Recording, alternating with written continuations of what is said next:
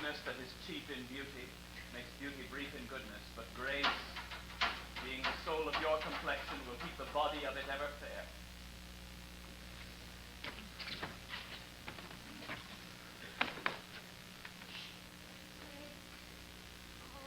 Take those lips away,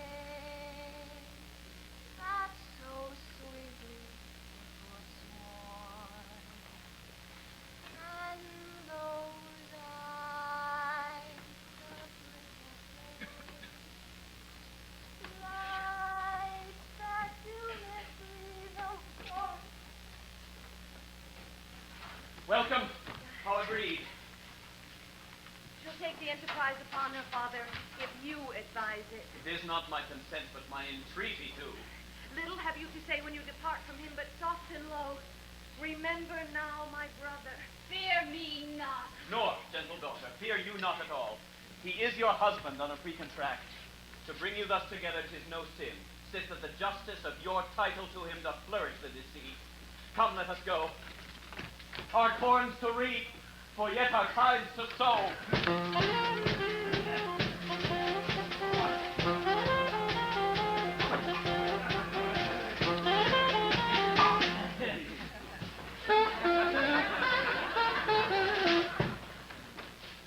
Come hither, sirrah. Can you cut off a man's head?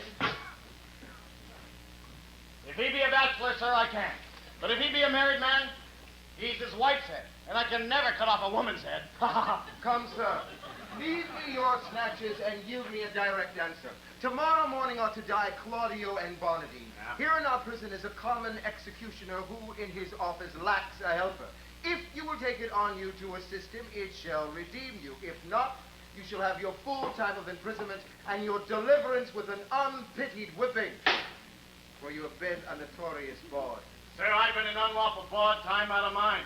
But yet I will be content to be a lawful hangman. I'll be glad to receive some instruction from my fellow partner. What ho, a bo'sun? Where's a bo'sun there? You call, sir. Sirrah, this fellow will help you tomorrow in your execution. He hath been aboard. Aboard, sir.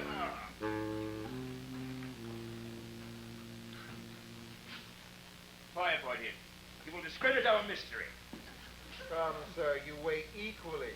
A feather will turn the scales. Pray, sir, by your good favor. For surely a good favor you have, but that you have a hanging look.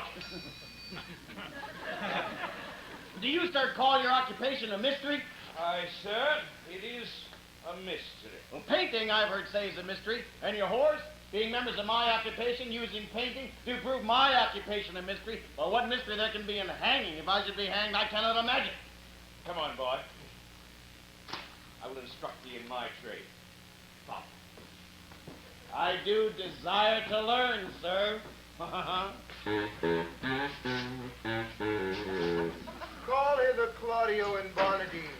The one has my pity, not a jot the other, being a murderer, though he were my brother.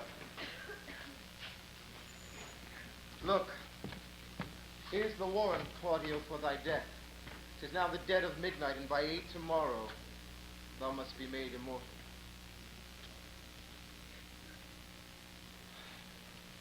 Where's Barnardine? Sir, that's locked up in sleep. He will not wake. Who can do good on him?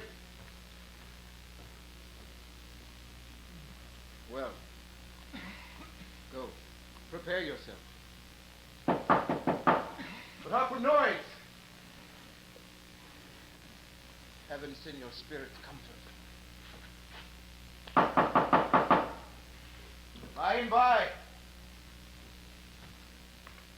I hope it is some pardon or reprieve for the most gentle Claudia. Welcome, Father. The best and wholesome spirits of the night envelop you, good provost.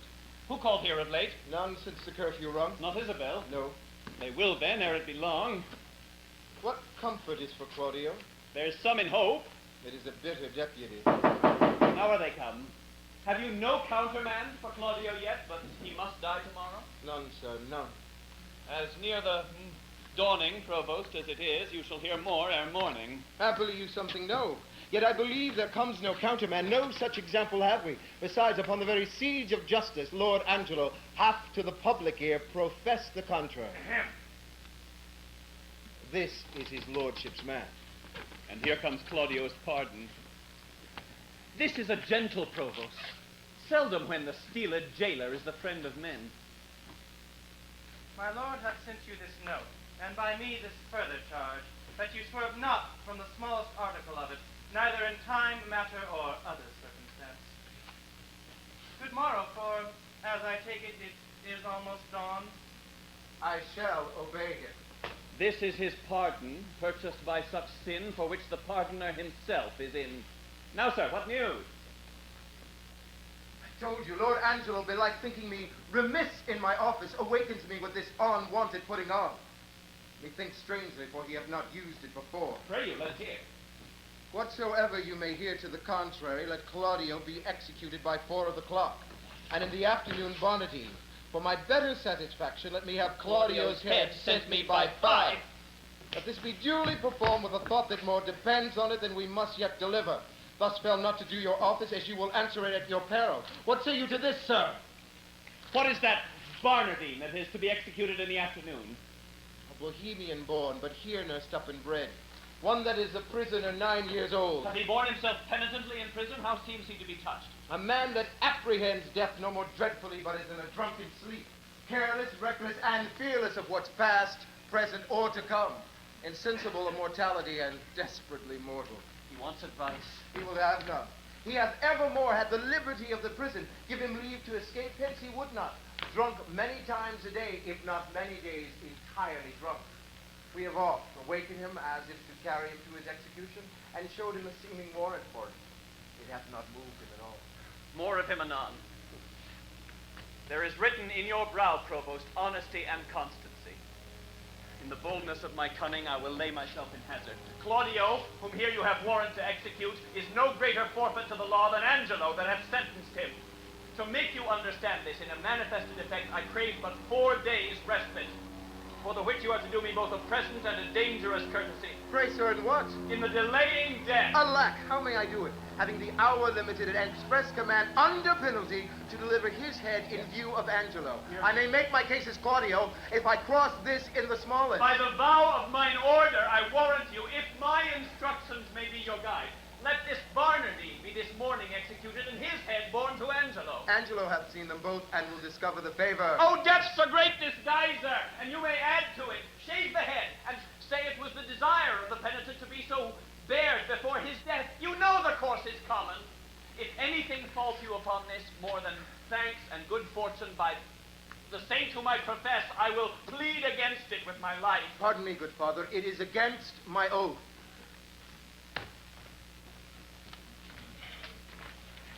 Were you sworn to the Duke or to the deputy? To him and to his substitutes. You will think you have made no offense if the Duke, a judge, the rightness of your dealing. But what likelihood is in that? Not a resemblance, but a certainty.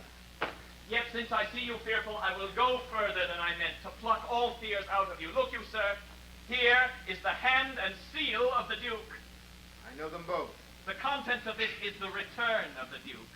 You shall anon all read it at your leisure, where you shall find within these 2 days he will be here. This is a thing that Angelo knows not, for he this very day receives letters of strange tenor, perhaps of the Duke's death, perchance entering into some monastery, but by chance nothing of what is writ. Put not yourself into amazement how these things should be. All difficulties are but easy when they are known. Call your executioner and off with Barnardine's head. I will give him a present shrift and advise him to a better place. Yet you are amazed. But this shall absolutely resolve you.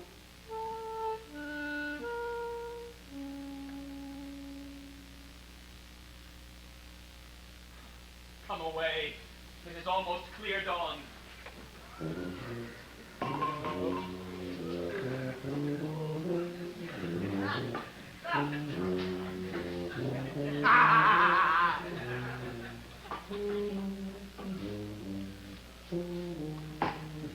I am as well acquainted here as I was in our house of profession. One would think this were Mistress Overdone's own house, for here be many of her old customers. First have we here young Master Rats. He's in for a commodity of brown powder. Then have we here young Master Caper, at the suit of Master Three-File, the tailor, for some 4 suits of peach-colored satin. Then have we here young Dizzy, and Master Starve-Lackey, the dagger man, and young Drop-Hair, the killed lusty pudding. Oh! And Master Forsyth, the boxer, and brave Master Shoe-Tie, the great traveler. And I think 40 more, all great doers in our trade, and are now, for the Lord's sake. Bring Barnardine hither. Master Barnardine, you must rise and be hanged, Master Barnardine. Buckle throat who makes that noise there. What are you? Your friend, sir, the hangman. You must be so good, sir, to rise and be put to death. Away! I am sleepy. Then quickly, sir. Master Barnardine, await till you are executed and sleep afterwards. He's coming, sir. He's coming. I hear his straw rustle. The axe upon the box, sirrah. Very ready, sir. Barnardine! Barnardine! Barnardine! Barnardine! Barnardine! Barnardine! Barnardine! Barnardine! How now, a parson? What's the news with you? Truly, sir, I would desire you to clap into your prayers. For look you, the warrant's come.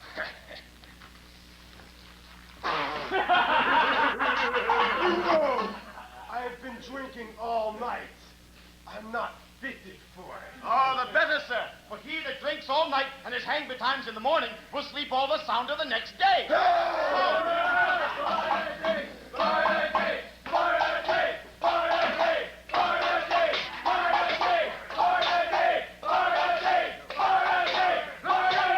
Sir, your ghostly father comes. Do we jest now, think you? Sir, induced by my charity and hearing how swiftly you are to depart, I am come to advise you, comfort you, and pray with you. Comfort me, Father. Not I. I have been drinking hard all night.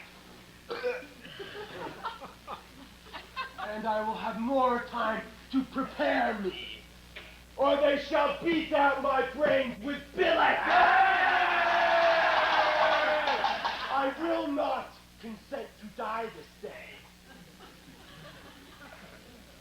Sir, you must, and therefore I beseech you, look forward on the journey you shall go. I swear I will not die today for any man's persuasion. But here you... Not a word. If you have anything to say to me, come to my ward, for thence will not I today.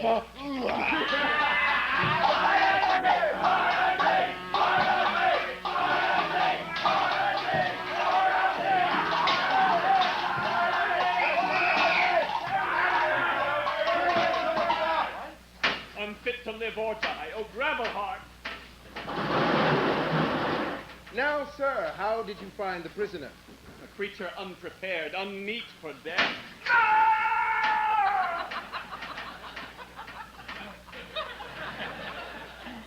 And to transport him in the mind he is were damnable.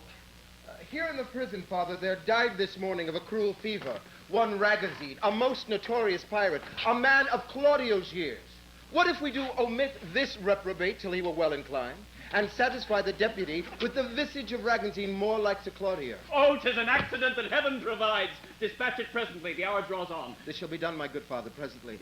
But Barnardine must die this afternoon. And how shall we continue Claudio to save me from the danger that might come if he were known alive? Let this be done. Put them in secret holds, both Barnardine and Claudio. Ere twice the sun hath made his journal greeting to yonder generation, you shall find your safety manifested. I am your free dependent. Quick, dispatch, and send the head to Angelo. Now will I write letters to Angelo. The provost, he shall bear them, whose content shall witness to him I am near at home, and that by great injunctions I am bound to enter publicly. Him I'll desire to meet me at the consecrated fount, a league before the city, and from thence, by well-fashioned form and cold gradation, we shall proceed with Angelo. Here is the head. I'll carry it myself. Convenient, is it? Make a swift return, for I would witness with you of such things that want no ears of yours. I'll make all three. Please hold me here. The tongue of Isabel. She's come to know as yet her brother's pardon be come hither. But I will keep her ignorant of her good, to make her heavenly comforts of despair when it is least expected. Oh, by your leave. Good morning to you, fair and gracious daughter. The better given to me by so holy a man.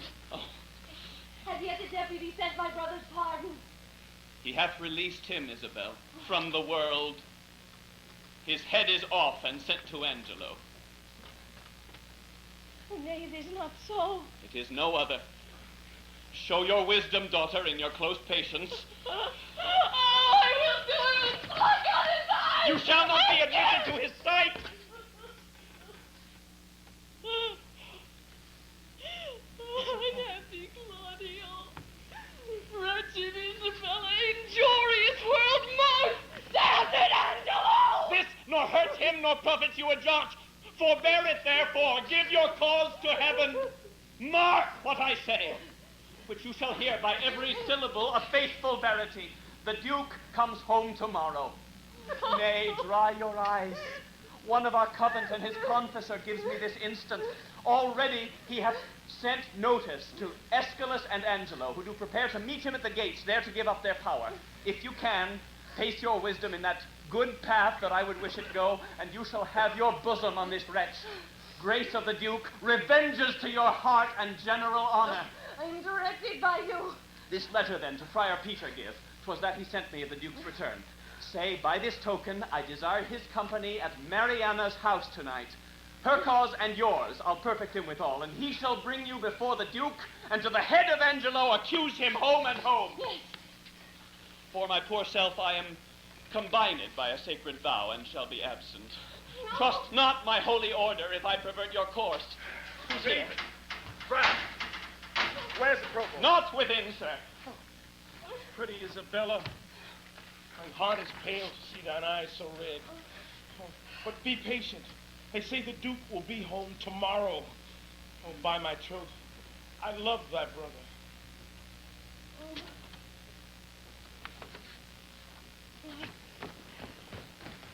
If the old fantastical Duke of Dark Corners had been by, he'd lived. Sir, the Duke is marvelous little beholding to your reports. Oh, nay, But the Friar. best is he lives not in them. You know it's not the Duke so well as I do.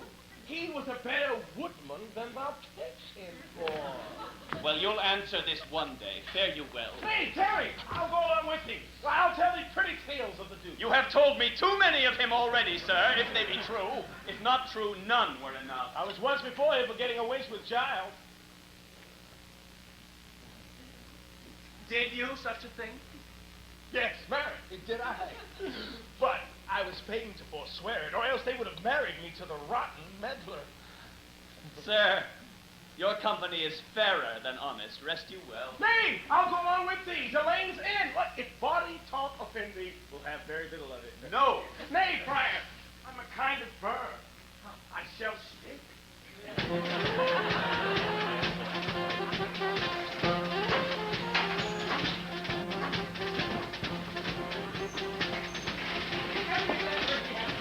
It up in most uneven and distracted manner.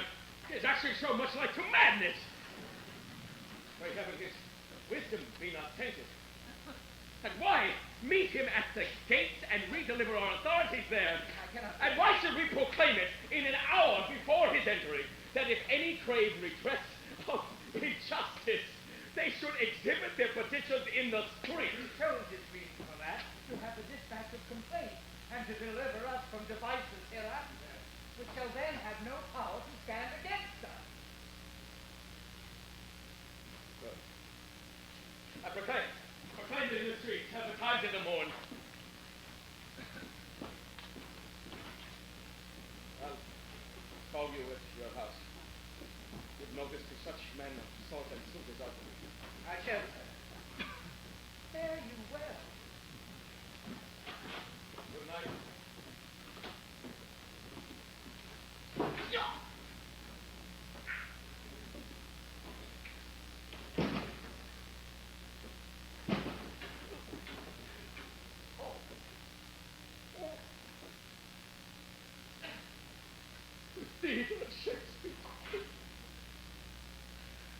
me a pregnant act dull to all proceeding. A deflowered maid!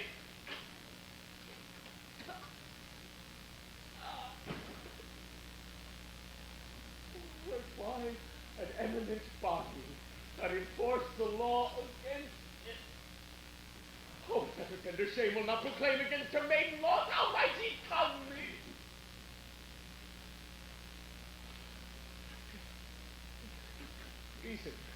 Reason, dares her know, for my authority bears so quick in bulk that no particular scandal once can touch, but it confounds the breather. He should have lived, save that his riotous youth with dangerous sense might in the times to come obtain revenge for receiving a dishonored life with ransom of such shame. Would yet he had lived. Alas, when once our grace we have forgotten nothing goes right. We would and we would not.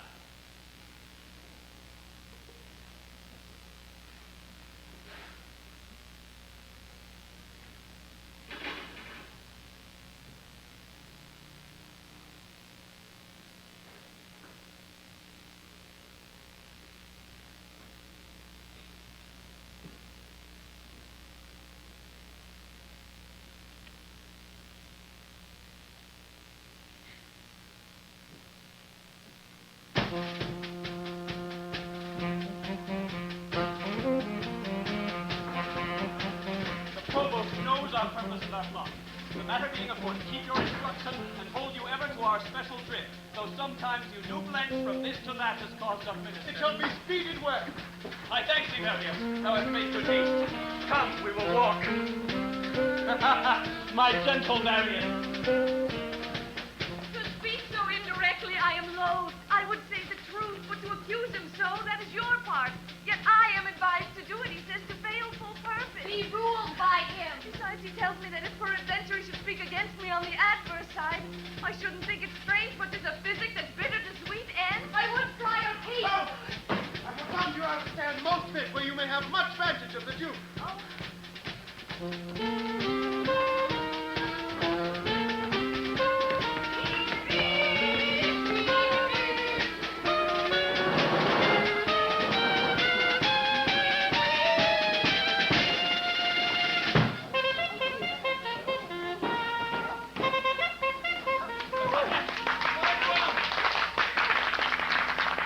My very worthy cousin, fairly met.